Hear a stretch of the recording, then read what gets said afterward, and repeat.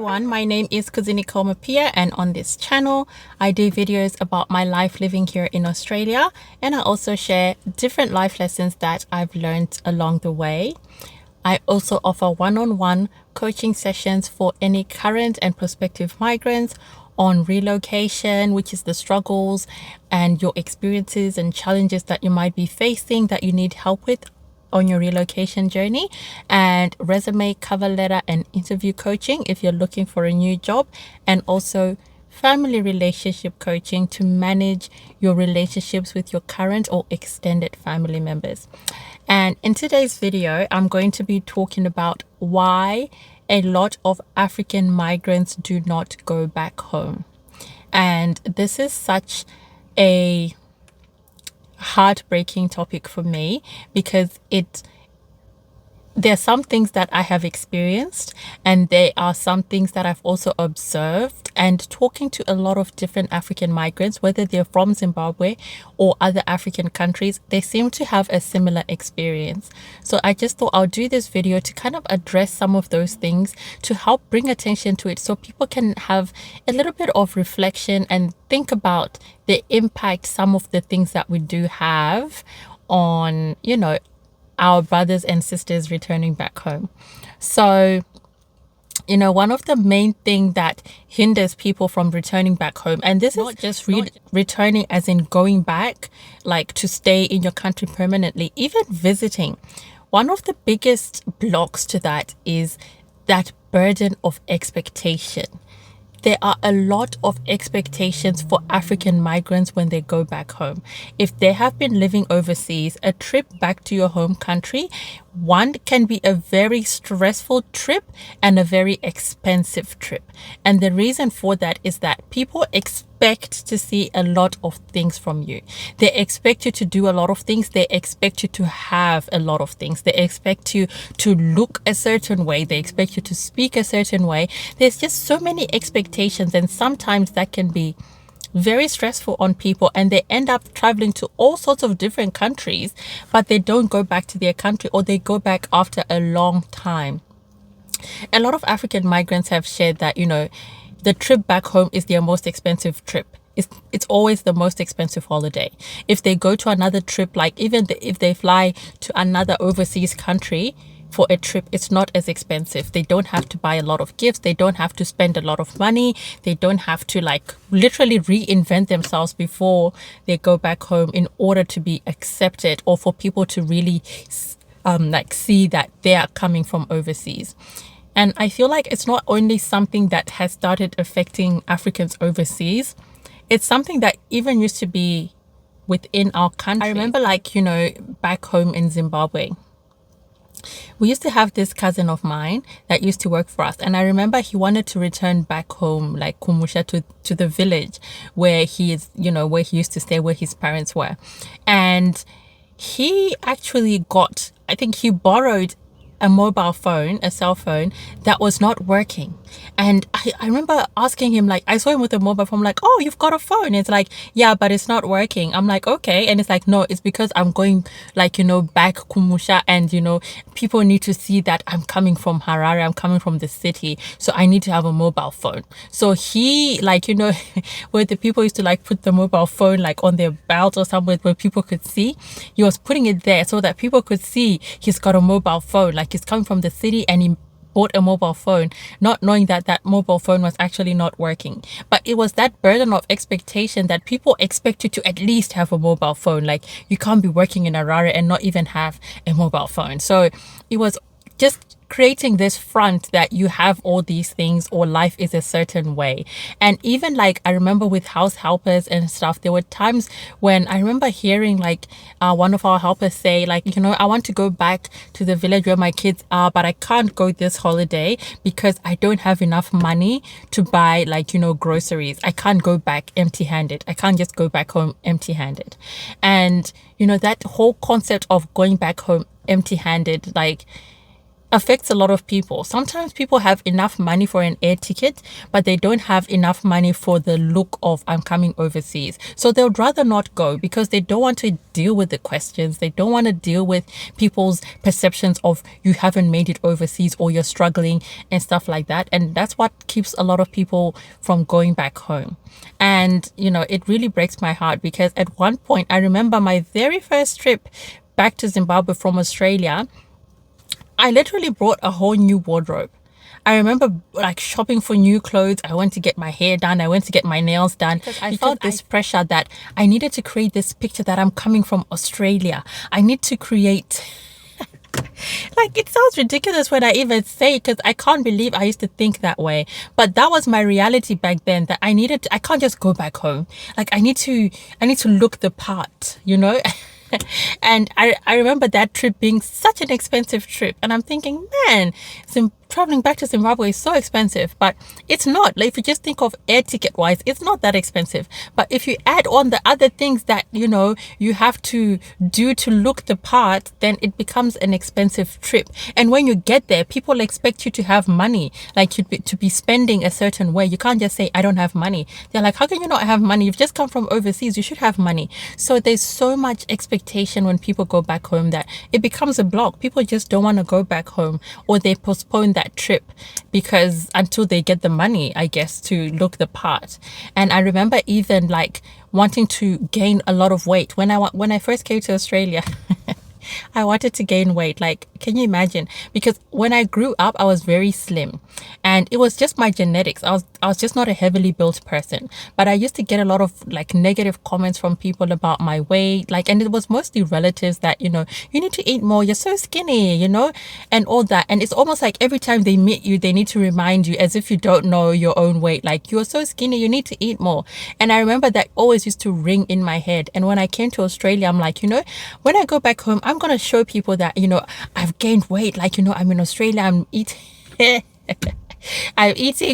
good food, I'm gaining weight. And I started like overeating more than what my frame could carry. And I actually gained so much weight that it actually started causing health issues for me. And I'm like, wow, like you're actually going to make yourself sick because of what people think about you and wanting to manage people's perceptions of you. And, I just saw how unhealthy that was for me. And I'm so glad that I've managed to grow past that,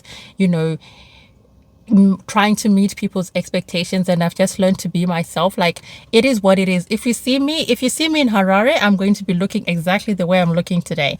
If that's not acceptable in your eyes, then woof, I don't know. You need to sort that out, because I'm going to be who I am, and I'm not going to make like what people think I should be or should look like prevent me from going to my homeland.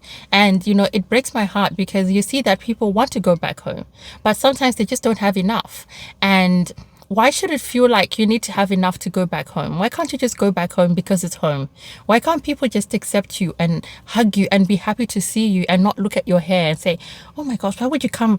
Why is your hair looking like that? And one thing about people in Zimbabwe, one thing about people in Africa, they will comment on how you look. They've got this sense of entitlement that they feel they need to remind you or let you know how you look, or, every single time I visited Zimbabwe, people have commented about my weight. Whether it's you're losing weight, you're gaining weight. You're losing weight, you're gaining. I'm like, why is that a topic for discussion? Like, but you don't comment on them. Like, I'm like, I could point out a few things about the way you look, and I'm sure it's not going to be pleasant. But why do you feel you need to comment on how people look, especially if you haven't seen them for a long time? If you spend a long time without seeing people, the first thing they say to you is not, oh, how are you doing? How has life been for you? It's usually, oh, wasimba. Oh, wawonda. Like, why is it always have to do with the physical aspect of how you look? Or washiba, wachuka. Like, why is it always something physical that people have to focus on? And that, sometimes that causes a lot of trauma for people, because it makes people, like, sometimes people are uncomfortable about a certain aspect of themselves, and they know that being around family, that thing is going to be pointed out repeatedly, and it makes them uncomfortable, and they stay away. And sometimes I feel like we should really consider how we treat each other and how we speak to each other, especially if we haven't seen each other for a long time. And we should know that, I've shared a lot of videos on this channel about the challenges that migrants face overseas. It's not an easy road. And sometimes when we come back home, we just want a big hug. We just want people to say, we're so glad you're home, and just hug us and love us. Not comment on how we look or how we speak or, all these other unimportant physical aspects, or what we are wearing, or if we look the part or we don't look the part. So, and I know people actually make fun of each other. Like if someone comes from overseas and they don't have enough, or they don't meet people's expectations, people make fun of that. And it's an ongoing story for a long time. Hey, did you see that person? They came from the UK. Did you see how they're looking? They should just come back. They're not even looking, life is not going well for them. Like, why do we feel the need to do that? It's really affecting how, people wanting to come back home, but they feel that they can't because, they have to manage all these expectations, all these negative comments that they might get. And one other thing that I've experienced about not only visiting, but even relocating, like it's that thing that people always, I don't know, want to tell people that, people should keep achieving, or, you should come back home only when you have a lot of material possessions. Why can't people just move back home because they're tired? Why can't they just move back home because they just want to move back home? They just want to be with their people. Why do they have to have certain things? Why do they have to then live a certain life for people to believe that they were truly overseas? Why can't they just come and just live a basic life? All these pressures just keep people away. And I think that, there are a lot of people who want to go back home. I know that. I speak to people and, I share things with people. People share things with me. And I know that a lot of people want to go back home. But going back home requires a lot financially. It requires you to have a lot, to be a lot, to show a lot. So it's just too much sometimes. And people just end up not doing it and postponing that process. And people end up staying overseas for longer than they want to stay because it's, they just need to go when it's acceptable for other people for them to go. So, I hope people take time to reflect on this. I mean, if you've had also personal experiences that you want to share, please feel free to share them in the comments. If you have other thoughts, if you've observed the same things, if you think differently, if you don't think, you've had a different experience, please feel free to share. I would love to read your experiences in the comments below. But, from the things that I've seen and experienced, like the trip back home, it's always a stressful trip. And it's always one that is filled with a lot of expectations. And for me personally, I'm happy to have overcome those fears. And I'm glad I'm not in the space I used to be when I first went to Zimbabwe. And it wasn't only the first trip. I remember the first trip was the worst because that's when I felt I needed to make the best impression.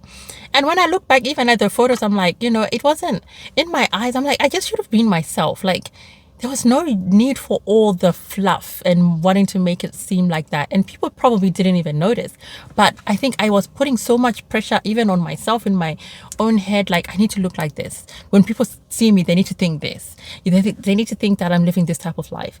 And I think even the second time I went, it was still filled with, I want to create a certain picture. I want people to feel like I've been overseas. But now I'm so glad for growing up and just seeing things differently in life and not putting pressure on myself, that I just feel like, I'm more free to travel if I want to, because it's not going to be if people think what they think, I mean, that's you. But, for me, I just want to be able to travel because I want to be with my family. I want to be with the people that I love. I want to be close to my home country. It shouldn't be based on material things. And it's taken a lot for me to get there, and just being happy within myself and, really working on a lot of things. And it's been a long journey, and I know it's also a long journey for a lot of people, and some people are still on that journey. And even when they go back home, you can tell they've given themselves an extreme makeover just because they're going back home. If they go for another trip, if they just go to Malaysia, they don't do all that. They're just traveling because they want to travel and see the world. But when they go back home, they do a lot. they really do the most, just so that their relatives they can manage the expectations and the conversations that they will have. So let us be more loving and accepting of each other, just as people, as relatives, as friends. When you see someone who's been away for a long time, just welcome them and be happy to see them, and talk about how they have been, their well-being, not just focusing on how they look or what they have or what they don't have, and commenting. Like, sometimes people don't know that even positive comments can be unpleasant. Like, if people are just like so focused on a physical aspect, like, oh, your clothes are so nice, this is so nice, you look so nice, like, even though it's a positive comment, it makes you think that people are just focused on a physical element. Like, people are just focused on the physical parts of you and not on who you are as a person. And that doesn't feel nice. Like, even if it's, they think they're giving you compliments, but if it's just too much of physical things, it can be, it can be received in a negative way, and it can cause a lot of pressure. Like, people can say, oh, so that's what people care about. That's what people focus on. And that's, you start focusing yourself on those things. But yeah, it's something that I know keeps a lot of Africans away from their home countries. It makes the trip back home very expensive unnecessarily. I think people should just be able to go back and be loved and be accepted just for being back. And if people have had enough of life overseas, they can just decide to move back. They don't need to live in a big house. They don't need to have a lot of things. They don't need to like have a certain lifestyle to prove that they've been overseas. Just move back home and just live. Like, just live like a normal life. Just live the life that you can manage, that you can afford. And that should be okay. And people, like, we shouldn't give ourselves that kind of pressure. And there's a deep longing in a lot of people's hearts to be back home, but this problem is keeping a lot of people away. So please let us just think about it. Let us not put in a lot of pressure. And even if people keep putting pressure, let us not like take it. Let us say, like, yeah, that's your own pressure. You put pressure on yourself and your own life. I'm happy with how I am. And, I'm happy with how I look. I'm happy with the life that I'm living. And I'm happy with the things that I have. And just be content within yourself and not succumb to that immense pressure that we face when going back home. And just go back home if you want to go back home. Just go and experience your country. You don't need an excuse. You don't need to have made it to a certain level. You don't need to have like certain assets in order to go back home. You don't need to have like this much money or whatever. Just go back home. If you want to go back home, go back home. Go and live at your village. I don't know, do whatever is comfortable and within your means. Just go back if you feel like going back. If you feel like visiting, if you feel like taking a break from this overseas life, just go. Even if you don't have any presents in your bag, just go. Because at the end of the day, sometimes that trip back home can really refresh you and reconnect you, and you'll be able to come back and feel refreshed, feel reconnected, feel rejuvenated. And it shouldn't have to do with anything material. So yes, I hope you take time to reflect on that, to think about that, if it's affecting you, if it's something that you do that affects other people, if you've been affected by some of these things. Just take time to reflect and just deflect that pressure. Don't succumb to pressure. Just be yourself. Just feel the freedom to go back home if you want to go back home. Let us not stay away from our home countries because of this unreasonable pressure that is placed on us. I hope you enjoyed that video, and I'll see you in my next one.